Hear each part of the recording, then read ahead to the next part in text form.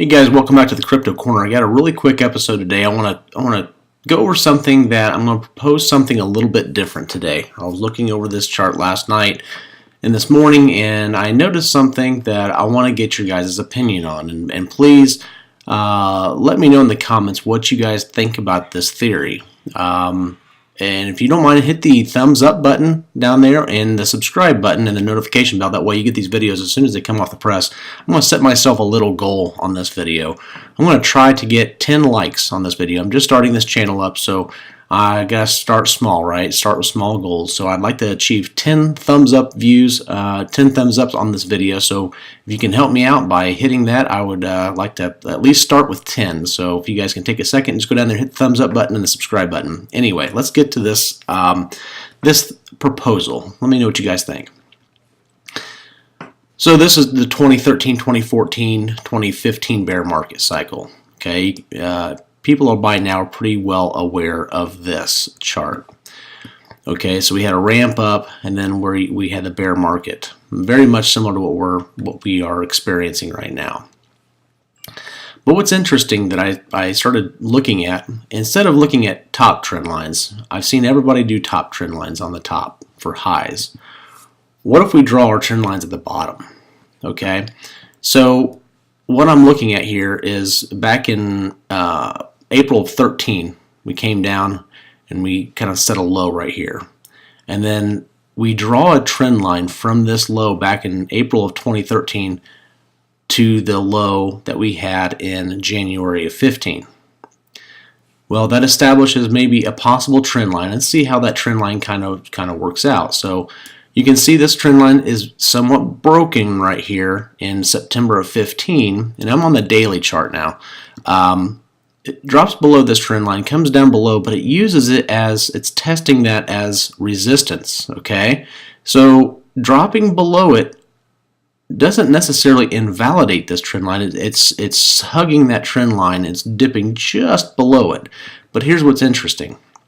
So we bust through, and now we're starting to reconfirm that trend line as support. We come through here, April of 16, we come down and test it again. Then we come down here and test it again in July of 16, establishing that as a trend line. So let's use that trend line, and we'll call that trend line a good trend line, which I think people have seen this trend line. That's no big surprise there. So let's call that as a lifetime, somewhat of a lifetime trend line for Bitcoin, right? Now, let's take another trend line. Let's look at this last bear market that we had back in 2013 through 2015.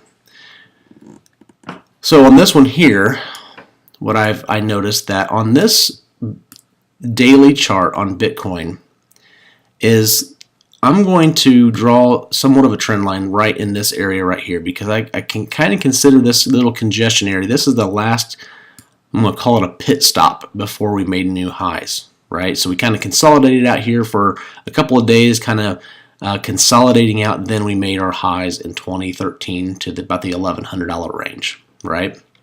So we came down, then we came down, and we did wick below it, but the candle body closed above the trend line. We bounced above, came down, tested the trend line here, and eventually made our way right down to this trend line. Okay, which actually happens to exactly cross right at this lower trend line that we established for the lifetime history of Bitcoin. Now, here's what's a little interesting. So let's take this right here. We're going to measure this retrace from the top here down to here. You can see 86% retrace. That's why I put that 86% retrace on there. Okay, so we drew the trend line, we drew the lifetime trend line, and it's 86% retrace. Keep that in mind. Now, let's fast forward to today. So this lower trend line here is the one that has continued from Bitcoin lifetime. Okay. Now, if we kind of use the same logic that we applied to the last bear market, that this area right here would be kind of considered the last kind of pit stop before we made new highs. right? So let's draw another trend line from there through the first low, which we wicked through. Remember on the last one, we wicked through, but the candle body closed behind. And we came down, and now we're testing that trend line again. Okay? This is a theory, guys. Let me know what you guys think. So if you draw that, extend that trend line out to where it crosses the lifetime uptrend of Bitcoin, it crosses right here. Okay? Which puts us right in the $2,600 to $2,700 range. Okay? Let's look at this. So if we take that, let's look at this possible area right here, and we measure down to where that is. Look at that, 86% retrace from all-time high to this exact level right here. Now what's also interesting is this just happens to be a historical level that we established. We used it as resistance in May. We came above it. We used it as resistance again in June, and pretty much for the most of the month of June. And we consolidated out here in July and August. So could this area be where we're heading for this next level? For the final level? Very possible.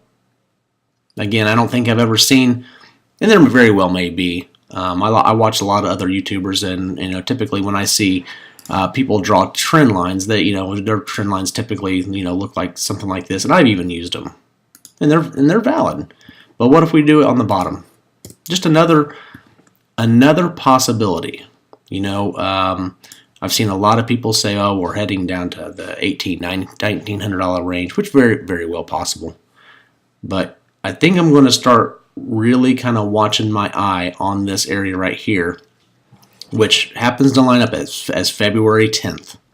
So it's just around the corner.